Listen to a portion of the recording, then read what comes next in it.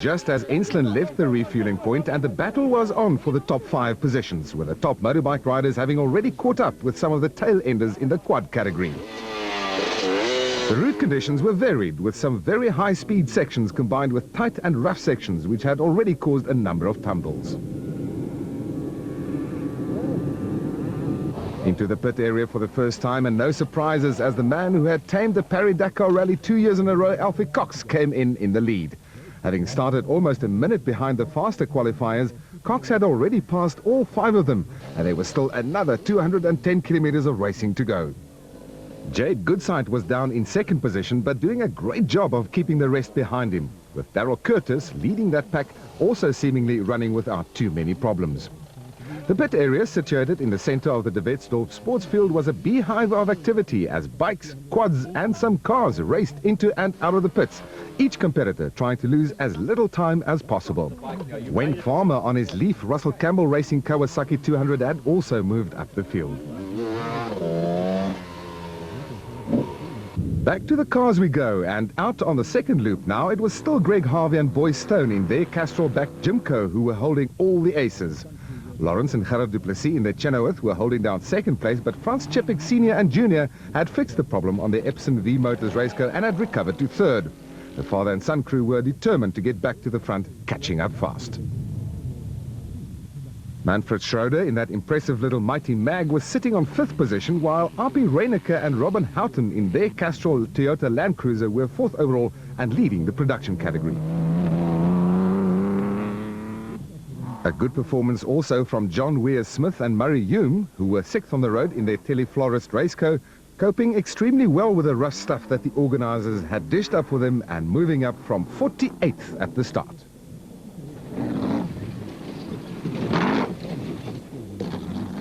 Piet Haasbroek and Christo Bosch in their Toyota Land Cruiser were 8th overall and in a solid 2nd position in the production category. The rough terrain, no problem for the 4-wheel driven vehicles. Cassie Kutsia and Piet Swanepoel in their Castrol Toyota Hilux were holding down 3rd in the production category, the veteran pair able to take just about anything these days. Jean-Pierre Joubert and Errol Hodgson in their Charlin Freight Toyota Hilux had been leading their class all race long and were 9th on the road. And the victory went to Greg Harvey and Boy Stone after a trouble-free run. We started off and we were behind France and them, and we thought we'd just stick behind them for a while and wait for an opportunity to pass them. We followed them for 130 kilometers. After that, all of a sudden they stopped. We saw France Jr. get out and have a look at something on the car, and we just went past, and we thought, well, we got to just ride because they're fierce competitors and we thought they'd be chasing us.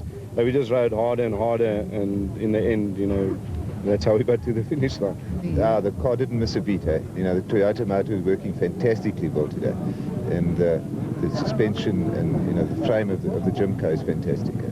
Second over the line were Lawrence and Gerard Duplessis in their Chenoweth, closely followed home by Frans Chepik Sr. and Jr., but on combined times, the two crews were credited with exactly the same time, and the Chepiks were classified 2nd.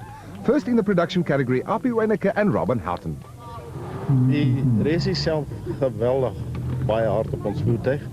Ons is blij om vandaag hier eerste klaar te maken van die productievoertuig. Dus voor ons 'n baie groot eer om vandaag hier klaar te maken, want sover, ik weet niet precies wat die puntenstand is nie, maar ik is baie seker ons nou reeds die Suid-Afrikaanse kampioenskappe gewen. Voor mij is het ook een groot prestatie, want het is nu 5 jaar in een rij en totaal 7 keer Suid-Afrikaanse kampioenskaptitel te kan hê. So dit is voor ons een bijzondere dag vandaag. It's always been a bit of a bugbear for us, this race. In fact, it's the first time we finished in 4 years and the first time we've won it in 5 years. So it's always been a bit of a nightmare, this race for us. To actually come out here, finish and to win today. And as opposite, really, really tough race. We paced ourselves well, I think, and got the result we were looking for. And well done too to Piet Haasbroek and Christo Bosch, who brought their Toyota Land Cruiser home 2nd in the production category and winning Class D. Bad luck had hit Manfred Schroeder, but he did bring the Mighty Mag home, albeit on 3 wheels, and he won Class B. And finishing 4th overall, winning Class E in the production category, Jean-Pierre Joubert and Errol Hodgson in their Toyota Hilux. So, the overall positions in the special vehicle category, and take a look at that, 16 minutes separating the top 3 and less than an hour between Harvey and Stone and Illman and Stein. And in the production vehicle category, it was even closer between the top 6, with 3/4 of an hour separating them. Reneke and Houghton taking the championship with one more race to go.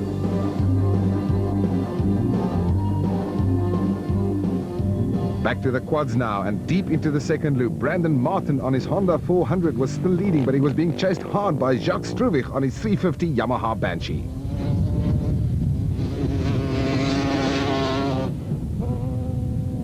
John Craig Costello on his Team Joburg Yamaha Banshee 350 was holding down a steady third position, but then things changed as Costello had taken a heavy tumble, handing third position to Paul Chomsey on his Natal Protection Services Yamaha Banshee 350. A huge battle for fifth had developed between Dalit Blanche on his Shimwell's Yamaha Banshee and Louis Boshoff on a similar machine racing under the Addictive Racing Developments banner. But it was Brandon Martin who took the flag in the quad category after a faultless and trouble-free run. Well, it was very similar to time trials. There was a few long straights and a lot of rough sections. Just as it was long and tough, hard on the hands. Jacques Struwig brought his quad home in second position, followed by Paul Chomsey, the top 3 covered by only 9 minutes on combined times after more than 400 kilometers of racing. There's the final results, with David Parkinson of Team Exclusive Racing finishing 4th on his Yamaha Banshee, Dalit Blanche in 5th, and Louis Boshoff dropping to 6th behind Calvin Collington of CJ Yamaha, the last 3 in the top 6 covered by a mere 2 minutes. In the motorcycle category, Alfie Cox was once again being proved to be unbeatable, pulling out more than a minute over his rivals as he controlled the pace on his Nitro Freight Castrol KTM 380. Jade Goodsight had kept a cool head and a steady hand to remain in second position, doing a great job on his Autopage Cellular Honda 250 in the company of riders with much more experience. Darrell Curtis on his AGA LG Castrol KTM 250 was being chased for third by Clayton Ensslin on his Leaf Russell Campbell Racing Kawasaki KX 250.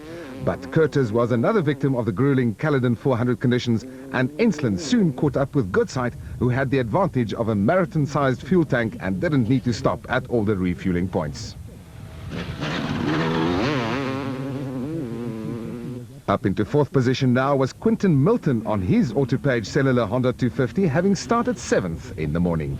Alan Julian on his Miller Racing KTM 250 was up into 9th position overall, but it was the familiar sight of Alfie Cox taking the checkered flag that greeted the spectators at the finish line as he wrote yet another title behind his name. It's been a hard race today. I mean, these loop-type races really makes for good racing because, you know, the guys know where they're going on the second loop, and it makes for unbelievable racing. And we've never had so close racing as we've had this year. And, you know, normally I can win by 10 minutes, but lately that's been, you know, 1 minute, 2 minutes. But, you know, I'm not really worried. If I can just get into the lead and, you know, maybe a little bit of experience and use the dust to my advantage. I've got a big horsepower bike. The KTM 380 is just, I think at the moment, the best bike. I mean, I've won 6 races in a row, and I think that's a record. And now I'm happy with that because I've won the championship before I go to the roof. And for me, the Roof of Africa, 9 wins I'm going for. And I want to go and try and win the race and not have to worry about the championship. So today has worked out very well for me, and I'm happy. I mean, it's just great. A very relieved Jade Goodsight held on to his second position despite some heavy pressure from Clayton Ensslin towards the end of the race, with Ensslin finishing a relatively comfortable third position without having had to look over his shoulder too often.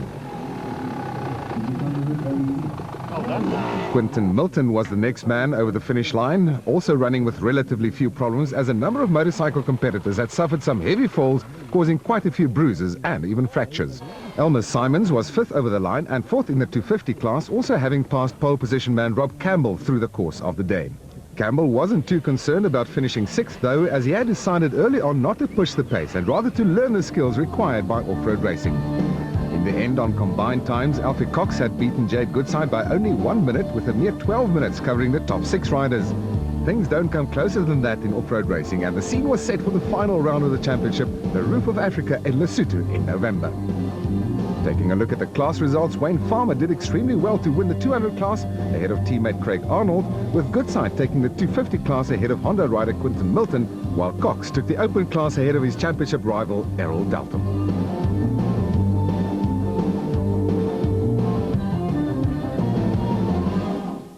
100 and